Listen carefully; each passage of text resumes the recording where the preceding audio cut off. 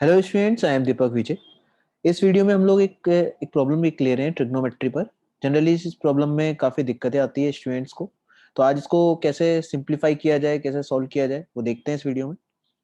तो सबसे पहले इसमें बात की गई है एक रेगुलर पॉलीगन की। तो हम लोगों को एक रेगुलर पॉलीगन प्लॉट करना पड़ेगा जिसके वर्टिसेस दिए हुए हैं A1 A2 A3 up to AN। और किन चीज़ों की जरूरत है इस क्वेश्चन में? हमें एक तो A1 A2 की लेंथ चाहिए, A1 A3 की लेंथ चाहिए और A1 A4 की लेंथ चाहिए। तो इन चीज़ों पे ध्यान देते हुए चलेंगे। तो कैसे न कैसे हमें A1 A2 की लेंथ निकालने पर फोकस करना है। ठीक है। A1 A2 का लेंथ निकालने के लिए हमेशा पॉलीगन में जब भी साइड की लेंथ की बात हो तो हमेशा स्टार्ट करना चाहिए इस तरह से कि A1 और जो O पॉइंट है इनको आपस में ज्वाइन कर देते हैं। ऐसे ही O और A2 को आपस में ज्वाइन कर देते हैं। इससे एक ट्रायंगल कंस्ट्रक्ट होगा। और इस सिचुएशन में हम देखेंगे जो ट्रायंगल कंस्ट्रक्ट हो रहा है वो आपका आइसोसेलेस ट्रायंगल कंस्ट्रक्ट होगा। तो A1 A2 की लेंथ निकालने के लिए इस ट्रायंगल को एक कंस्ट्रक्ट करना जरूरी है। सबसे पहले तो इसको कंस्ट्रक्शन कर लेते हैं। देखिए, तो मैंने A1 और O को ज्वाइन किया, A2 और O को ज्वाइन किया। इसी तरह से O से एक परपेंडिकुलर ड्रॉ कर देता हूँ A1 A2 पर। A1 A2 पर एक परपेंडिकुलर ड्रॉ कर देता हूँ। यहाँ पर हमें पता है कि ये जो ट्रायंगल है ये आपका आइसोसेलेस ट्रायंगल है O A1 A2 A3 O A1 A2। ये जो आपका है ट्रायंगल है ये आइसोसेलेस ट्रायंगल है। और आइसोसेलेस ट्रायंगल में यदि परपेंडिकुलर ड्रॉ करते हैं तो जो परपेंडिकुलर होगा वो बेसिकली अपोजिट साइड को बाइसेक्ट भी करता है, इसको बाइसेक्ट भी करेगा और साथ में ये एंगल बाइसेक्टर भी होता है। आइसोसेलेस ट्रायंगल की प्रॉपर्टी है कि जो इक्वल साइड्स के बीच वाला परपेंडिकुलर बाइसेक्टर होता है बेसिकली वो एंगल बाइसेक्टर भी होता है, मीडियन भी होता है। तो सारी चीजें वही हो जाता है। तो इस सिचुएशन का फायदा उठाते हुए हम देखें कि यदि क्या हमें ये टोटल एंगल पता है क्या? सबसे पहले तो ये टोटल एंगल तो हमें पता ही है कि यदि हम इस पॉलीगन को बात करें तो पॉलीगन को n नंबर ऑफ ट्रायंगल्स में ब्रेक किया जा सकता है इस तरह के, और सारे के सारे ट्रायंगल्स जो होंगे वो आपस में कॉन्ग्रुएंट होंगे। तो डेफिनेटली ये जो एंगल होगा ये टोटल 360 का डिवाइडेड बाय n हो जाएगा।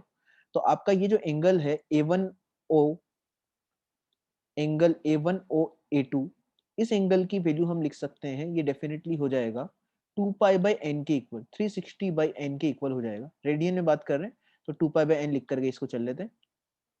अच्छा, यदि ये total angle 2 pi by n है तो ये एंगल इसका आधा एंगल होगा क्योंकि एंगल बाइसेक्टर है ओडी, ओडी इसका एंगल बाइसेक्टर है। तो डेफिनेटली हम ये बोल सकते हैं कि ये जो एंगल है यदि इसको थीटा नाम दिया जाए, इस एंगल को थीटा नाम दिया जाए तो हम बोल सकते हैं कि जो थीटा की वैल्यू होगी वो हो जाएगी आपकी कितनी? 2 पाई बाय एन का आधा करना है तो थीटा की वैल्यू हो जाएगी आपकी पाई बाय एन के इक्वल। थीटा हो जाएगा पाई बाय एन के इक्वल। ये सबसे पहले समझ लीजिए आराम से। Theta will be equal to pi by n, यही होगा। अच्छा जी, तो थीटा हम निकाल चुके हैं, पाई बाय एन है। हमें ये लेंथ पता है A1D। A1D की लेंथ जो होगी वो टोटल लेंथ की आधी होगी, ये हमने अभी कंक्लूड किया। तो A1D का जो लेंथ है उसको लिखा जा सकता है A1A2 बाई 2। तो इस ट्रायंगल को देखिए, राइट एंगल ट्रायंगल है ये हमारा। कौन सा triangle? ODA1। ODA1 right angle triangle है। इस ट्रायंगल में हमें देखो एक तो बेस की वैल्यू पता है और एक हमें यहाँ पर देखें तो हाइपोटेन्यूज की लेंथ को हम कुछ बोल देते हैं, आर लेंथ बोल देते हैं। ये आर लेंथ मान लीजिए इसको थोड़ी देर के लिए। ठीक है। तो यहाँ पे क्या चीज हम लिख सकते हैं? साइन थीटा लिख सकते हैं। साइन थीटा कितना हो जाएगा? Perpendicular upon hypotenuse. तो यहाँ पर परपेंडिकुलर अपॉन हाइपोटेन्यूज से तो सबसे पहले तो थीटा हमें पाई बाय एन पता ही था। और अब हम यहाँ पर इस ट्रायंगल में ODA1 में साइन थीटा का वैल्यू लिखेंगे तो ये आ गया आपका परपेंडिकुलर का लेंथ और ये नीचे है आपका हाइपोटेन्यूज का लेंथ। तो परपेंडिकुलर अपॉन हाइपोटेन्यूज, यहाँ से हम लोग A1 A2 की value in terms of theta निकाल सकते हैं। A1 A2 की वैल्यू आ जाएगी क्रॉस मल्टीप्लाई करके 2r sin थीटा। तो 2r sin थीटा हो गया। हालांकि अब ये जरूर आप बोल सकते हैं कि सर r अननोन है, थीटा का भी जो वैल्यू है वो इन टर्म्स ऑफ n आ रहा है, तो इसको आगे डील करेंगे। लेकिन सबसे पहले अपने पास में एक रिलेशन आ गई, A1 A2 जो है वो 2r sin थीटा के इक्वल होगा। सिमिलरली अब मुझे A1 A3 का लेंथ निकालने पर फोकस करना चाहिए। A1 A3 का लेंथ निकालने के लिए सीधी बात है कि A1 A3 को आपस में कनेक्ट करना पड़ेगा। तो सबसे पहले A1 A3 को आपस में कनेक्ट कर लेते हैं। A1 A3 को जैसे कनेक्ट किया, अगेन सेम काम करते हैं, हम O को A1 से और A3 से ज्वाइन कर देते हैं। और साथ में फिर से देखेंगे कि A1 को जब मैं O से कनेक्ट करूंगा और A3 को O से कनेक्ट करूंगा तो जो ट्रायंगल बन रहा है, अगेन ये ट्रायंगल कैसा ट्रायंगल हो गया? आइसोसेलेस ट्रायंगल है, क्योंकि ये जो सेंटर ऑफ द पॉलीगन होगा उसका डिस्टेंस हर वर्टेक्स से बराबर होता है रेगुलर पॉलीगन के केस में। तो ये आइसोसेलेस ट्रायंगल है और इसकी लेंथ डेफिनेटली r तो है ही है, ये r हो गई है। तो अब फिर से आइसोसेलेस ट्रायंगल की प्रॉपर्टी का फायदा उठाते हुए मैं क्या करता हूँ, ओ से एक A1 A3 पे परपेंडिकुलर ड्रॉ कर देते हैं। तो यहाँ पे जैसे ही परपेंडिकुलर ड्रॉ करूंगा तो हम ये बोल सकते हैं कि ये फिर से सेम प्रॉपर्टी फॉलो करेगा। ये जो एंगल होगा ये टोटल एंगल का हाफ होगा, और ऐसे ही जो ये लेंथ होगी ये लेंथ भी टोटल A1 A3 लेंथ का हाफ हो जाएगा। तो मैं फिर से इस बार किस ट्रायंगल को पकड़ूंगा, इस बार मैं पकड़ूंगा OEA1 को। OEA1 ट्रायंगल में हम लोग साइन थीटा लिखने की कोशिश करेंगे, लेकिन सबसे पहले ये एंगल कितना है इसको पता लगा लेते हैं। तो यहाँ पर देखिए आप, ये A1OA3 बेसिकली ये दो ट्रायंगल्स, इस तरह के दो ट्रायंगल्स का कॉम्बिनेशन है ना। तो ये जो एंगल होगा, टोटल एंगल की बात करें तो टोटल एंगल कितना हो जाएगा, ये आपका 2 थीटा हो जाएगा। यदि टोटल एंगल 2 थीटा है तो ये हाफ एंगल है आइसोसेलेस ट्रायंगल की प्रॉपर्टी की वजह से। तो ये हाफ एंगल हुआ तो ये आपका थीटा एंगल हो गया इस बार, ये वाला एंगल थीटा होगा इस बार, ठीक है। तो ये बेसिकली यदि अपन ओरिजिनल जो अपने थीटा बना उसके हिसाब से देखेंगे तो 2 थीटा हो गया है, क्योंकि यदि ये टोटल आपका 2 थीटा था तो ये वाला एंगल कितना हो गया आपका 4 थीटा हो जाएगा। ये 4 थीटा हो, और 4 थीटा का हाफ की बात करेंगे तो ये एंगल आपका 2 थीटा हो जाएगा, ये 2 थीटा हो गया। तो इसके लिए हम साइन ऑफ 2 थीटा की वैल्यू लिख सकते हैं, क्योंकि हमें फिर से A1E की वैल्यू पता है। A1E की वैल्यू कितना हो जाएगा, वो हो जाएगा A1 A3 का हाफ। तो यहाँ से साइन 2 थीटा का वैल्यू आ जाएगा A1 A3 बाई 2। ये तो हो गया परपेंडिकुलर का लेंथ, A1 A3 का लेंथ, और हाइपोटेन्यूस इस बार अगेन R है। तो यहाँ से A1 A3 का इन टर्म्स ऑफ R और थीटा के टर्म्स में हम रिलेशन लिख सकते हैं। A1 A3 हो गया 2R sin 2 थीटा के इक्वल। सिमिलरली आप ये समझ सकते हैं कि अब मैं इसी तरह का काम किसके लिए करूंगा, A1 A4 निकालने के लिए। A1 A4 निकालूंगा तो उसके लिए मैं फिर से इसी तरह का एक ट्रायंगल कंस्ट्रक्ट करूंगा। A1 A4 को कनेक्ट करूंगा और O को A4 से भी कनेक्ट करूंगा। अगेन सेम आप परपेंडिकुलर ड्रॉ करोगे, लेकिन जब आप सोचोगे इस बार देखो एंगल कितना बनेगा टोटल एंगल, तो A1O A4 A1O A4 ये मिला करके 3 ट्रायंगल्स का टोटल एंगल बनेगा। तो 3 ट्रायंगल्स का एंगल कितना हो जाएगा 6 थीटा टोटल। एक एंगल में यदि 2 थीटा था तो एक ट्रायंगल में 2 थीटा था, तो 3 ट्रायंगल्स में डेफिनेटली कितना एंगल हो जाएगा आपका 6 थीटा। तो जब आप परपेंडिकुलर ड्रॉ करोगे तो वहां पर हाफ एंगल करोगे, तो वहां पर आपके जैसे यहाँ 2 थीटा आया था वहां पर कितना आने वाला है 3 थीटा आने वाला है। तो मैं सिमिलरली लिख सकता हूँ कि A1 A4 की जो वैल्यू आएगी वो आ जाएगी आपके पास में 2R sin 3 थीटा के इक्वल। तो अब हमारे पास में तीनों length in terms of R और थीटा के टर्म्स में पड़ी हुई है जो हमें निकालनी थी। तो देखो इसमें मैं वैल्यू सब्स्टिट्यूट कर देता हूँ सारी वैल्यूज को। A1 A2 की वैल्यू सब्स्टिट्यूट करूंगा तो 2R sin theta, A1 A3 हमारा निकला है 2R sin 2 थीटा, और इसी तरह से A1 A4 की वैल्यू भी हमने सब्स्टिट्यूट कर दी। तो एक अननोन तो हट गया, हमारे पास में R अननोन था तो R यहाँ से एलिमिनेट होते हुए दिखाई दे रहा है ऑटोमेटिकली। तो आप मैथ्स में यदि सही तरीके से क्वेश्चन को प्रोसीड कर रहे हो तो ऑटोमेटिकली चीजें सिंप्लीफाई होती है। तो यहाँ पर R तो हमारा कैंसिलेशन हो जा रहा है। तो जो इक्वेशन बच जा रही है यहाँ पर थीटा की पूरी इक्वेशन है, और हमें थीटा की वैल्यू निकल जाएगी। यहाँ से थीटा की वैल्यू निकालने पर फोकस करते हैं। तो थीटा निकालने के लिए देखो इस इक्वेशन को थोड़ा सा रीअरेंज कर लेता हूँ। 1/sin 3 थीटा को लेफ्ट में लेके आ जाते हैं कैलकुलेशन करने के लिए। वैसे आप डायरेक्टली भी कर सकते थे, लेकिन यहाँ पर कैलकुलेशन थोड़ा सिंप्लीफाई होगा, देखेंगे आगे तब। तो इसको मैं लेफ्ट में लेके आया, तो यहाँ पर आप एलसीएम लोगे। एलसीएम लेने पर इक्वेशन क्या बनेगी, लेफ्ट हैंड साइड में इस तरह की इक्वेशन बन जाएगी।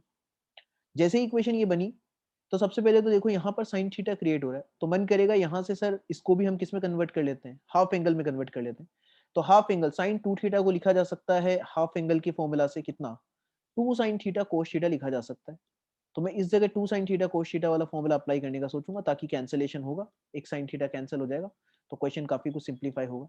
तो sin 2 थीटा का फॉर्मूला अप्लाई कर लो, बहुत इंपॉर्टेंट सा फॉर्मूला है, वो हो जाएगा आपका 2 sin theta cos theta. Similarly यहाँ पर आप अप्लाई कर सकते हो sin c minus sin d का formula. sin c minus sin d का फॉर्मूला अप्लाई कर देते हैं। तो देखो दोनों फॉर्मूले जब मैं अप्लाई करूंगा तो राइट हैंड साइड और लेफ्ट हैंड साइड किस तरह से कन्वर्ट होगी वो देख लेते हैं। ये कन्वर्ट हो जाएगी आपकी, एक तो मैंने यहाँ पर ये देखिए ऊपर sin c minus sin d का फॉर्मूला अप्लाई किया है, ये अप्लाई कर दिया, ठीक है। और मुझे ये कैंसिलेशन sin 2 थीटा को चेंज करने की जरूरत नहीं पड़ी, यहीं से sin थीटा से sin थीटा कैंसिल हो गया। देखिए जैसे ही मैंने ऊपर sin c मैंने sin d अप्लाई किया तो मैंने क्रॉस मल्टीप्लाई कर लिया है। क्रॉस मल्टीप्लाई करेंगे तो लेफ्ट हैंड साइड में बन रहा है 2 sin 2 थीटा cos 2 थीटा। तो इसको अभी जो हमने फॉर्मूला डिस्कस किया sin 2 थीटा वाला, वो कितना होता था 2 sin थीटा cos थीटा। उसी तरीके से 2 sin 2 थीटा cos 2 थीटा कितना हो जाएगा, डबल एंगल में चेंज हो जाएगा, तो ये हो जाएगा sin 4 थीटा। तो इक्वेशन देखो कितनी ज्यादा सिंप्लीफाई हो चुकी है गिवन इक्वेशन। ये गिवन इक्वेशन सिंप्लीफाई होकर के एक डायरेक्ट ये कन्वर्ट हो गया है sin 4 theta equal to sin 3 theta. अब इस इक्वेशन को फर्दर सोल्व करने के लिए थोड़ा सा और डिस्कशन कर लेते हैं कि हमें पता है कि sin a equal to sin b यदि कभी इक्वेशन हो, sin a equal to sin b equation हो, तो इस इक्वेशन को देख करके कंक्लूड कर सकते हैं कि सर डेफिनेटली ये इक्वेशन कब बराबर होगी, या तो बी जो है वो डायरेक्टली ए के बराबर हो जाए, या फिर और भी सिचुएशंस पॉसिबल है कि बी जो है वो किसके इक्वल हो जाए, पाई माइनस ए की इक्वल हो जाए। आप सोच के देखिए, साइन पाई माइनस ए कितना होता है, वो साइन ही तो होता है। इसका मतलब बी जो है वो पाई माइनस ए हो जाएगा, तो भी इक्वेशन सेटिस्फाई होते हुए दिखाई देती है। सिमिलरली बी हो सकता है आपका 2 पाई प्लस ए भी हो सकता है, 3 पाई माइनस ए भी हो सकता है, एंड सो ऑन। इस तरह से हम बढ़ सकते हैं जनरल सॉल्यूशन की बात करें। लेकिन क्या हमें ये सारे सॉल्यूशन, सारे इक्वेशन सोल्व कर करके देखने की जरूरत पड़ेगी? ऐसा नहीं है, नहीं पड़ेगी। एक दो अपन स्टार्ट करते हैं किस तरह से, जैसे पहले केस की बात करते हैं कि यदि b इक्वल टू ए है, यहाँ पे मान लीजिए b है और ये a है, तो यदि b और a बराबर है, दोनों एंगल्स बराबर हैं, तो 4 थीटा इक्वल टू 3 थीटा, यहाँ से थीटा की वैल्यू निकालेंगे एक तरफ ला करके, तो थीटा आ जाएगा आपका 0 डिग्री। तो जीरो तो पॉसिबल नहीं है क्वेश्चन में थीटा का जीरो होना, क्योंकि थीटा ही जीरो हो गया तो फिर पॉलीगन रहा ही कहाँ हुआ। तो इसका मतलब डेफिनेटली थीटा जीरो तो हो नहीं सकता, तो हम बोलेंगे ये केस तो रिजेक्ट हो गया। तो हमको फिर सेकंड केस की तरफ बढ़ना पड़ेगा, जब आपका जो ये जो बी है ये किसके इक्वल हो जाए, पाई माइनस ए के इक्वल हो जाए। तो इसको बढ़ते हैं, देखिए। तो सेकंड केस कंसिडर करते हैं B equal to pi minus A. इसको अपन ये भी बोल सकते हैं A plus B equal to pi. तो सेकंड सिचुएशन होगी 4 theta plus 3 theta equal to pi. यहाँ से थीटा निकालोगे वो आ रहा है पाई बाई 7। तो थीटा हमने किसको माना हुआ था, वो एक बार रिकॉल कर लो। थीटा माना हुआ था हमने पाई बाय एन को। तो पाई बाय एन जो है वो पाई बाय 7 की इक्वल हो गई। यहाँ से एन की वैल्यू निकल के आ रही है, एन की वैल्यू आ रही है 7, और एन की वैल्यू हमें निकालनी है। तो वैसे आंसर तो आ चुका है, लेकिन आगे के केसेस में भी जनरली बच्चों को रहता है कि सर ये आगे के केसेस क्यों नहीं कंसिडर कर रहे, तो उसको भी मैं एक लेकर के दिखा देता हूँ कि यदि b equal to 2 pi plus A लिया, इसका मतलब b माइनस ए किसकी इक्वल हो गया, 2 पाई की इक्वल। तो आप सोचो 4 theta minus 3 theta equal to 2 pi लोगे, तो थीटा कितना आ जाएगा, 2 पाई आ जाएगा। थीटा 2 पाई हो सकता है क्या, थीटा 360 डिग्री हो सकता है क्या, वो तो पॉसिबल ही नहीं। तो ऐसे ही आप आगे के जब केसेस लोगे उसमें भी थीटा की वैल्यू बहुत ही बड़े बड़े एंगल्स आने लग जाते हैं, तो वो तो कभी पॉसिबल हो ही नहीं पाएगा। तो डेफिनेटली आपका जो केस थर्ड है वो भी रिजेक्ट हो गया, और इसी तरीके से आप आगे के केसेस को भी रिजेक्ट कर सकते हैं। तो फाइनली आपका एन का वैल्यू आ जाता है 7। तो इसका मतलब 7 साइडेड पॉलीगन हो गया हमारा गिवन पॉलीगन। तो देखिए इस तरह से इस क्वेश्चन को, कॉम्प्लिकेटेड क्वेश्चन को सिंप्लीफाई कर सकते हैं। इसी तरह के कुछ अच्छे सवालों के लिए और मोटिवेशनल वीडियोस के लिए आप मेरा चैनल सब्सक्राइब कर सकते हैं, लाइक कर सकते हैं, शेयर कर सकते हैं अपने जूनियर्स के साथ, अपने फ्रेंड्स के साथ में। Thank you so much.